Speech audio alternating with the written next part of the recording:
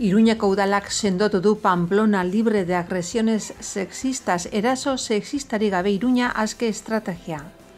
Nafarroko turismoak 7 lekutan bizikletaz egiteko 54 ibilbide gidatu proposatuko ditu ekainaren 30etik aintzinera. Ekainaren 23an egin zuten ekimenaren aurkezpena Endarlazan, Manu Ayerdi Nafarroko gobernuko presidente ordea, Maitene Ezkutari turismo eta komertzio saileko zuzendari nagusia eta Marisol Garmendia Gipuzkoako mugikortasun diputatua izan ziren ekitaldian. Irekida epea Nafarroko lan autonomoa aitortzeko sarietara hautagaitzak aurkezteko. Hautagaitzak aurkezteko epea uztailaren 12an amaituko da eta 16 sari eta aipamen berezi bat emango dira. Kulturak azken aldiko ondare dokumentalatik kalte berena berreskuratzeko asmoa du. Administrazioaren artxiboak lan hildo berria irekidu azken urteotako iragana zehazten lagun dezaken nahitaezko dokumentazioa babesteko. Nafarroko eskola jantokietako langileen 687 sinadura erregistratu ditu LAB sindikatuak hezkuntza departamentuak. Langileak kexu dira eskolaldi jarraituaren ezartzeak jantokietako langileen kaleratzeak eta lanaldi murrizketak ekarriko dituelako. Noaingo martxa ekainaren 30ean eginen dute aurten. Navarralde Fundazioak antolatzen du Noaingo eta Galarzendeako udaletxean eta Getzeko konsejoaren laguntzaz.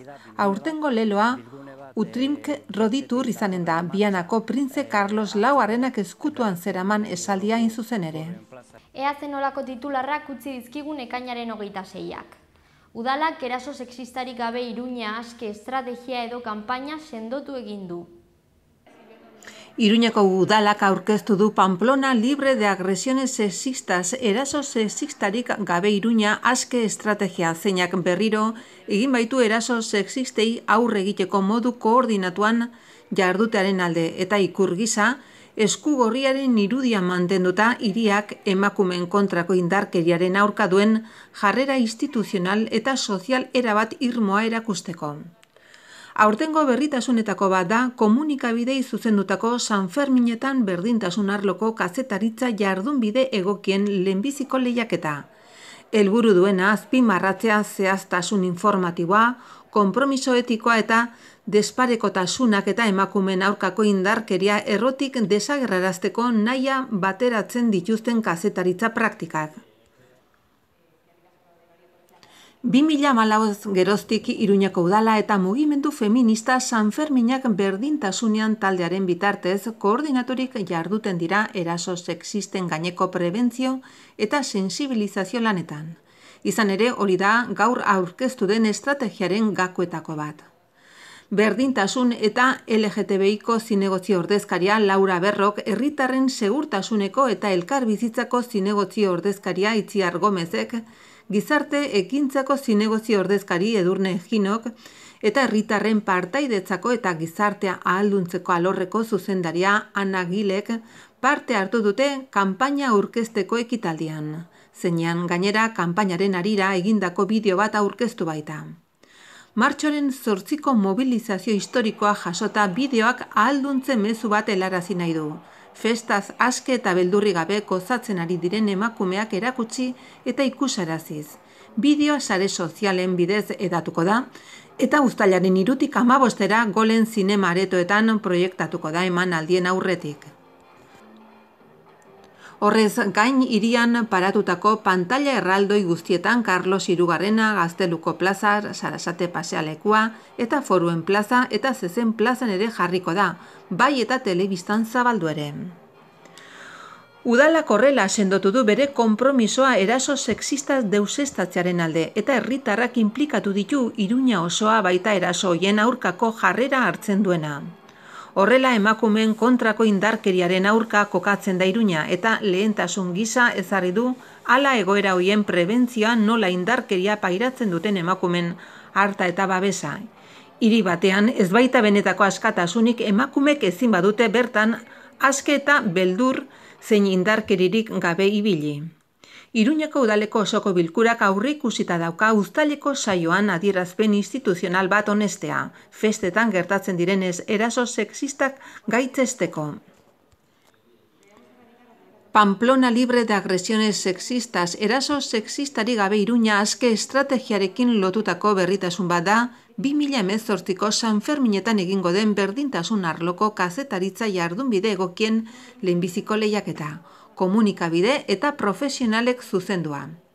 Zehaztasun informatiboa, konpromiso etikoa eta desparekatasunak eta emakumen aurkako indarkeria errotik desagerrarazteko nahia. Hoiek uztartzen dituzten kazetaritza praktikak azpimarratzen jarraitza da asmoa.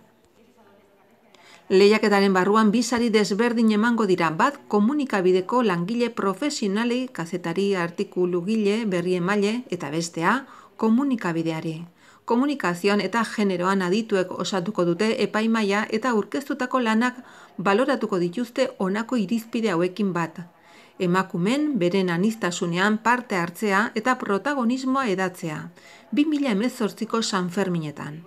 Informazioaren tratamentua, testu ingurua eta erantzuna jaietan emakumen kontrako indarkeriarik izanez gero, eta informazio ematea udalak eraso sexistei aurre egiteko abiatutako kanpainaren inguruan, bai eta emakumek Sanferminetan indarkeriarik pairatuz gero, haien esku jarritako baliabideen inguruan ere. Kazetaritza lanak idatzizkoak, papereko prensa zein digitala, ikusentzunezkoak zein irrati lanak izan daitezke, eta uztailaren 20 arte bidali ahalko dira igualdad@pamplona.es helbidera. Iruñeko udalak berriz editatu du eraso sexisten inguruko informazio emateko gomendioen dekalogo bat. Jarrai bide horiek dira 2016ko azaroan komunikabideekin egin ziren topaketan sortutako gogoeta, esperientzia eta galderen emaitza, eta egiaztatu dira hizkuntzalaritza, komunikazio eta emakume eta gizonen arteko berdintasun arloetako adituekin. Dekalogoak aditzera ematen du adibidez, eta beste aholku batzuen artean beharrezkoa dela erakustea eraso sexistak ez direla gertaera isolatuak eta ez daizkiela egotzi behar ondorio desegokietarako bidea ematen duten arrazoi okerrei. Beste interes ororen gainetik biktimak babestu egin behar direla eta arreta jarri behar zaiela informazioarekin batera ematen diren irudiei eta argazki honei. Aurten ere berriz eginda apustu berdintasunerako institutuak proposatutako eskugorriaren irudia erabiltzaren alde. Nafarroko beste udal batzuk ere erabiltzen dutena. Ondoan, zapian irudia jarri zaio eskuari gorri eta beltzean. Bi bertsio daude, bat eskugorri bat eta leloa gaztelaniaz eta euskaraz duena, eta bestea 3 esku dituena irudia non leloa 4 hizkuntzatan ageri baita, gaztelaniaz, euskaraz, ingelesez eta frantsesez alegia. Iazko lelo berdinari eutsi zaio Pamplona libre de agresiones sexistas, eraso sexistari gabe Iruña aske Pamplona, free from sexual harassment. Indartu egiten duelako halako idei bat helarazi nahi duena, eraso sexistek mugatu egiten dutela emakumen askatasuna eta beraz hiria libre izatea galarazi. Berritasun gisa QR kode bat txertatu da karteletan, Sanferminetako aplikaziora eramaten duena. Estrategia Iruña Sanferminetan ere eraso sexistari gabe hiria dela nabarmentzen duen konzeptuarena sortu da bi esparru desberdin, baina elkarren osagarri uztartzen dituzten lankidetza, adostasun eta koordinazio lanei esker. Sanferminetako kanpaina eraso sexistei aurre hartzeko eta eraso sexistei aurre egiteko jarduketa koordinatuaren esparrua. Azken urteotan aukera egonda ados jarri eta helburu komuneko jarduketei bide emateko. Zer eta hala esparru instituzionalean, Iruñako udala eta hainbat udala lor. Nola gizarte esparruan, Sanferminak berdintasunean taldeak, herri kolektiboak eta emakumearen udal kontseilua lanean aritu direnen parte hartze eta koordinazioari esker. Horrez gain lortu da komunikabideak engaiatzea maila teknikoan eta politikarien presentziari gabe jardutea espezifikoen bitartez, hala areagotuz erantzuna, konpromisoa bai eta eragina ere. Urtean zehar ere udalak lan egiten du eraso sexistari gabeko hiriaren alde, prebentzio estrategia hau hiriko auzoetako festetara eta beste zenbait ekitaldira zabalduz, musika jaialdiak ziudadelan ekainan, eta prebentzio eta jarduketa protokolo bat prestatzea planteatuz, festa gunetan eta gaueko aisialdi gune pribatuetan ematen den indarkeri sexistari aurre egiteko. San Ferminen aurreko aldarrikapen ekitaldi bat egingo da larunbatean ekainak 30 udaletxe plazan, non zumba saio bat egingo da 12 aldarrikatzeko nola egon nahi duten emakumek festan aske eta ongi pasatzen. Berriz ere Gazteluko plaza izango da gune nagusi herritarrei emateko eraso sexisten aurkako kanpainari buruzko informazioa San Ferminetan. Argibide gunean bertara hurbiltzen den orori emango zaio harta uztailan 5 12 ordubitara eta 6 zortzitara eta uztailaren 6 14 12 3 eta arratsaldez 6 gauerdira arte. Kanpainari lotutako jarduketak eta materialak ezagutzera emateaz gain, azalduko da arreta emateko zer baliabide dauden eskura emakumen kontrako edozein eraso sexistari aurre egin behar zaio. Eta aurreko urtetan bezala argibide gunea izango da, tokietako bat gizarte laguntzako zerbitzuaren babesa eskatzeko. Udalak gizarte zerbitzuen bitartez teknikarien laguntza eskaintzen du biktimei eta haien ingurukoei gizarte babesa emateko. Laguntza emanez behar diren baliabideak eskuratze aldera. Gizarte harretako baliabideak, osasun arlokoak, psikologikoak, judizialak zein polizialak. Laguntza hori udaleko teknikari talde batek emango du. 10 langilek 5 txanda egingo dituzte arreta eskaintzeko, San Ferminetako egun guztietan eta 24 orduz. Aurten berritasun gisara langile horiek biktimei laguntzeko udal bulegoan egongo dira goizez eta goizeko ordutegi horretatik kanpo guardia egingo dute. Lokalizatuak izateko moduan eta haien laguntza eskatu ahalko da argibide gune, udaltzaingo eta 112 telefonoaren bitartez. Nafarroako turismoak 7 lekutan bizikletaz egiteko 54 ibilbide gidatu proposatuko ditu ekainaren 30etik aintzinera. Ekainaren 23an Endarlatxan ekimenaren aurkezpena egin zuten. Manu Ayerdi Nafarroako gobernuko presidente ordea, Maitena Eskutari turismo eta komertzio saileko zuzendari nagusia eta Marisol Garmendia Gipuzkoako mugikortasun diputatu izan ziren ekitaldian. Nafarroko turismoak 7 lekutan bizikletaz egiteko 54 ibilbide gidatu proposatuko ditu ekainaren 30etik aintzinera. Ekainaren 23an egin zuten ekimenaren aurkezpena Endarlazan, Manu Ayerdi Nafarroko gobernuko presidente ordea, Maitena Eskutari turismo eta komertzio saileko zuzendari nagusia eta Marisol Garmendia Gipuzkoako mugikortasun diputatua izan ziren ekitaldian. Jose Luis Etxegarai Lesakako alkatearekin eta bertze zenbait ordezkarirekin batera. Hain zuzen, Bidasoko bide berdean Donestebe eta Behobia arteko ibilbidea da proposatzen denetako bat. Bizikleta errentan hartu daiteke 10 euroren truke, 6 irtera proposatu dituzte eta Behobiara bueltatu daiteke motordun ibilgailu batean. Kasu honetan 15 euro ordaindu behar dira. Irtera hauetaz arduratzen den enpresa Zentro BTT Ameztia da. Plazaolako bide berdean ere 6 irtera proposatuko dituzte 4 Lekunberritik Leitzara eta 2 Leitzatik Lekunberrira joan etorri. Gipuzko aldean ere Andoainetik abiatuta 4 ibilbide eginen dituzte. Gipuzkoako biziki enpresa arduratuko da.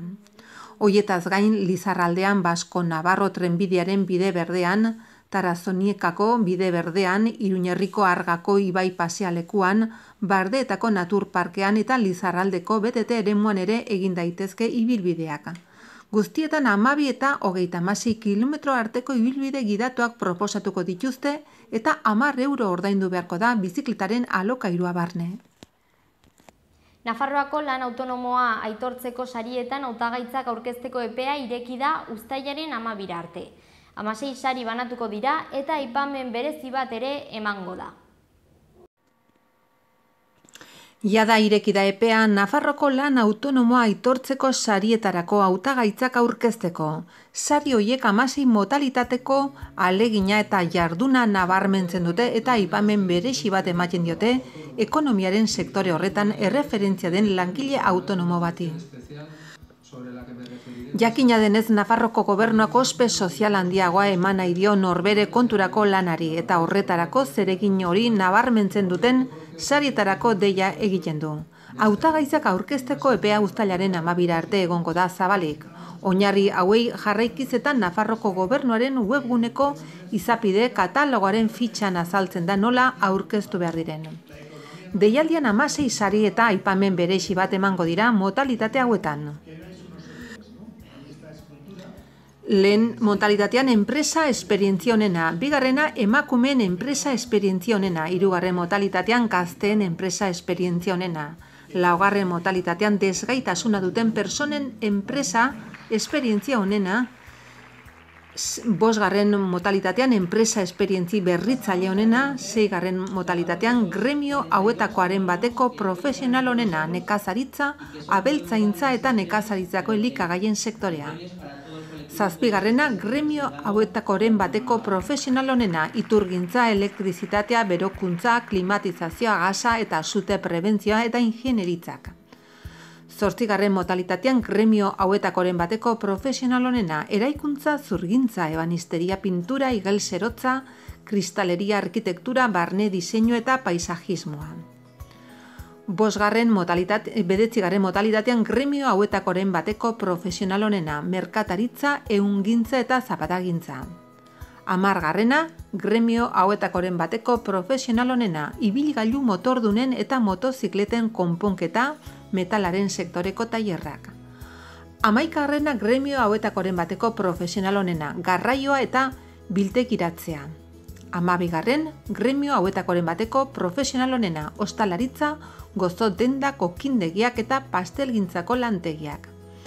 13garren, gremio hauetakoren bateko profesional onena, informazioa, komunikazioa, marketinga, publizitatea, informatika, robotika, jarduera administratiboak, aholkularitzak, abokatuak, gizarte graduatuak eta zerbitzu laguntzaileak. 14garren, gremio hauetakoren bateko profesional onena, hezkuntza eta trebakuntza. 15garren, gremio hauetakoren bateko profesional onena, osasunari, fisikoa eta mentala, edertasunari eta zaintzei, farmaziari eta animaliei lotutako jarduerak. Eta 16garren modalitatean gremio hauetakoren bateko profesional onena, jarduera artistikoak, olgeta eta entretenimendu jarduerak eta zerbitzu soziokulturalak. Halaber, aitortza edo aipamen berezi bat emango zaio epaimaikiden ustez hori merezi duenari, kontuan hartuta bere jardueran izan duen ibilbide profesionala eta ibilbide horrek haren ingurunean eta Nafarroko gizartean izan duen oihartzuna edo garrantzia. Hautagaiak izan daitezke gizarte segurantzaren langile autonomoen araubide berezian edo dagokion elkargo profesionalaren mutualitatean alta emanda daudenak edo egon direnak edo beren jarduera Nafarroko Foru Komunitatean egin dutenak. Horrez gain genero berdintasuna lortze aldera epaimaiak kontuan izan behar du sarien 40% gutxienez emakumei eman behar zaiela. Garapen ekonomikorako lehendakariorde Manu Ayerdik emango ditu sariak diploma bat eta trofeo bat ekitaldi publiko batean 2018ko irailaren 29an lan autonomoaren azokaren baitan zeina sailak antolatu baitu aurten jarduera horren Nafarroko adibide onenetako batzuk erakusteko. 2017an egin zen lan autonomoa aitortzeko sarien lehenbiziko edizioa, ekitaldi hartan aipamen berezi eman zitzaion Jesus Zubizari bizitza profesional osoa emateagatik, txokolate egiten eta komertzializatzen. Kulturak azkenaldiko ondare dokumentalik kalte berena berreskuratzeko asmoa du. Administrazioaren artxiboak lan ildo berria ireki du azken urteotako iragana zehazten lagundu dezakeen nahitaezko dokumentazioa babesteko. Kultura zuzendaritza nagusia Bianako Printzia erakundeak ekintza ildo berri bat abiarazitu. Nafarroko gizarte garaikidearen jarduerari lotutako ondare dokumentalik kalte berena babesteko asmoz. Helburu honi begira artxiboen eta ondare dokumentalaren zerbitzuak administrazioaren artxiboko ateak ireki dizkie herritarrei. Azkenaldiko dokumentazioa berreskuratzen laguntzeko gonbita luzatuz. Aspaldi honetako agiri hoiek guztiak konserbatu eta herritarren eskura jarri alizateko. Ondare hori desagertzeko zorian egonda kasu askotan eta ondorioz horren konserbazioa hila ala bizikoa da Nafarroko gizarte garaikideari buruzko irudi zehatzagoa lortzeko eta azken urteotako gertakariei buruzko ezagutza historikoa sortzeko. Ekintza ildo berri hau lideratuko duen administrazioaren artxiboa arduratzen da foru administrazioak ekoiztutako dokumentazio instituzionala babesteaz, araudiak ezarritako denboran, herritarren eskubide eta betebeharrak bermatzeko.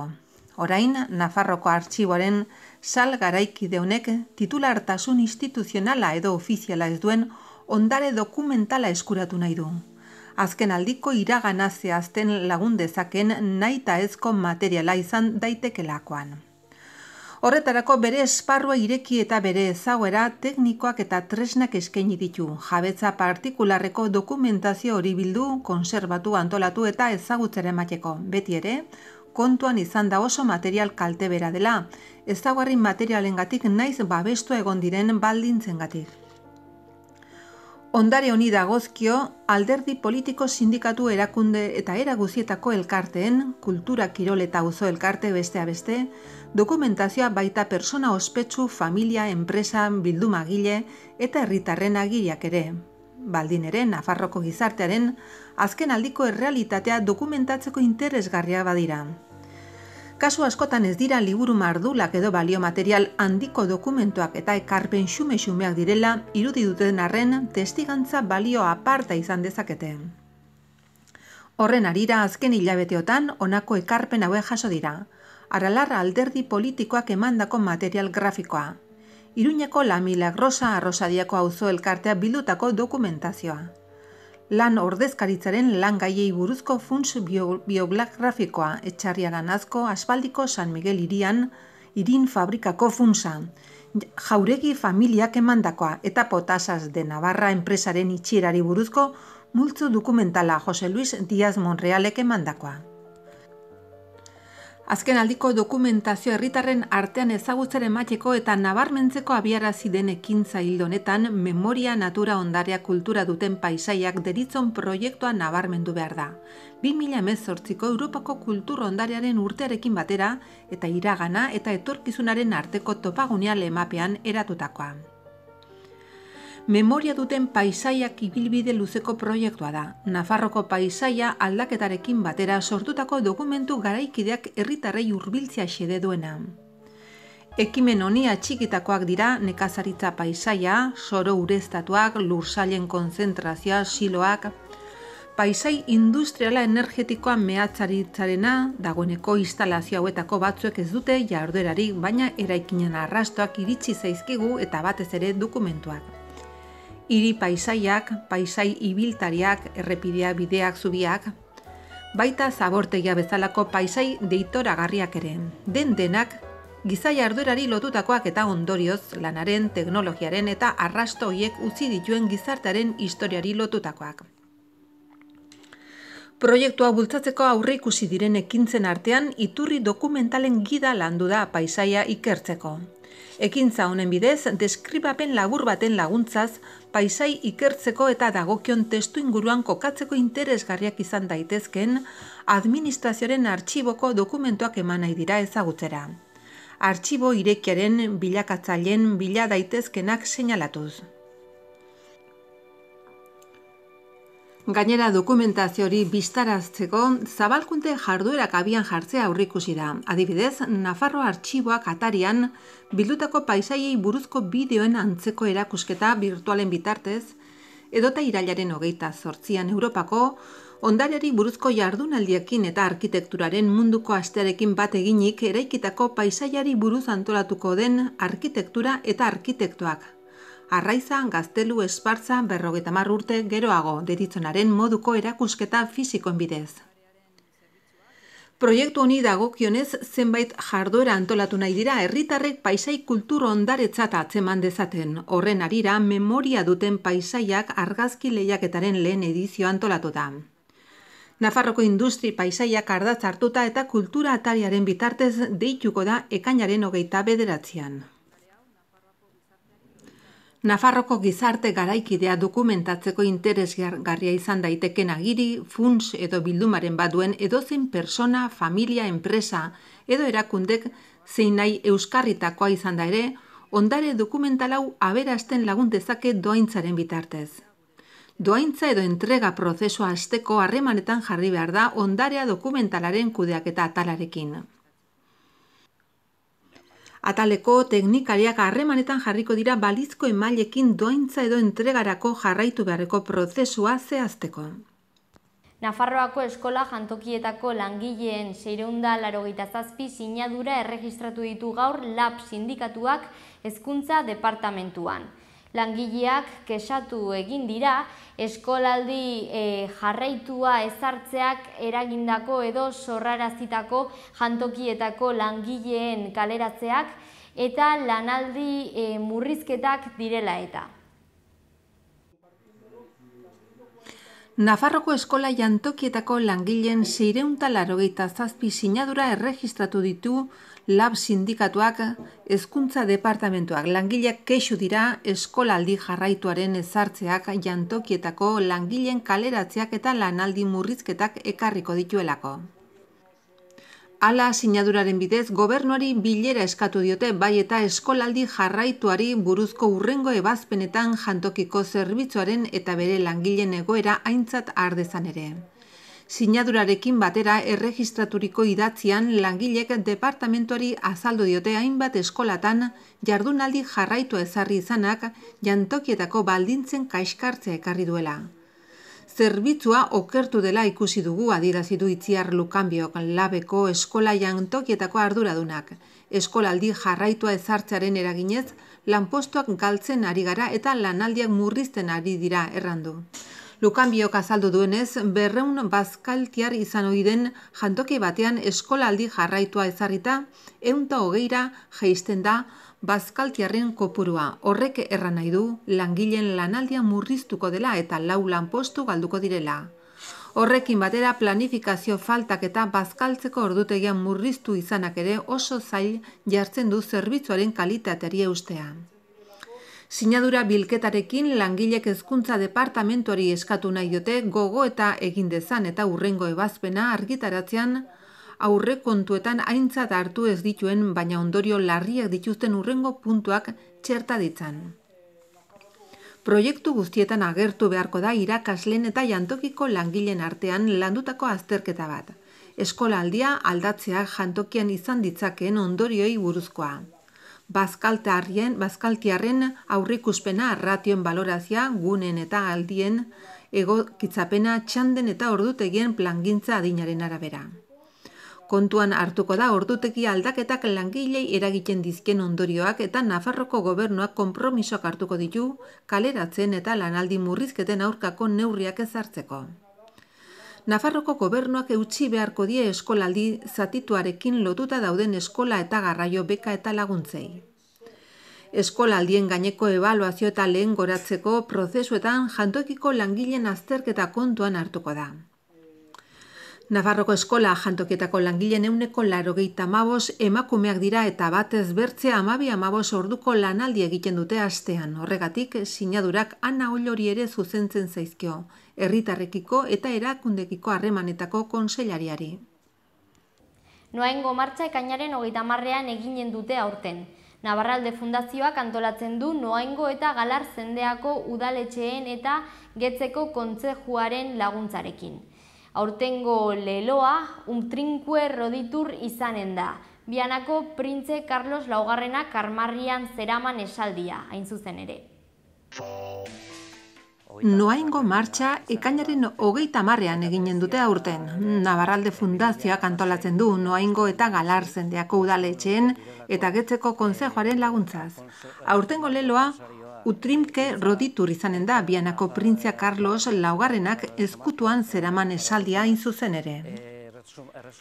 Honekin batera kultura astea antolatu dute 28-tik 28 lehen hitzaldia Xabier Irujok eskainiko du ekainaren 28ean, Errozabal Orreaga izenburuarekin. Ekainaren 26ean Mikel Sorauren historialariaren txanda izanen da Iruñari buruzko solasaldiarekin. Amaia Iraizozek ekainaren 27ean Aezkoako 19. mendeko emigrazio izanen du solasgai. Ekainaren 28ean mai inguru bat ospatuko da Juan Martín Elxpuru, Iñaki Sagredo eta Patxi Zabaletarekin, Luis Maria Martins Garatek zuzendurik eta Iruña Beleia eta Gotorlekoak izanen dituzte mintzagai. Goizeko 10etan elkartaratzea izanen da Noaingo guduaren plazan. Joaldunak zendeako abes batzak Ardantxeta dantza taldea, 10 herritan berriz martxaren abiatzea. 11ak 10 gutxitan geldialdia Makaldian zendeako koroa irakurketa laburra eta Ardantxeta dantza taldea. Martxa joaldunekin abiatuko da ondoren. 11ak eta 4 Getzera iritsi eta monumentoren igoera txalapartaren soinuarekin batera. Bertan pregoi irakurketa eskainiko da, aurtengo pregoialariaren eskutik, Javier Etaio, Tasio, lore eskaintza eta urrezkoa, Hortzadar dantza taldearen eskutik. Eguerdiko 12 Getzenean geldialdia, ordu bitan Bazkaria geltzean.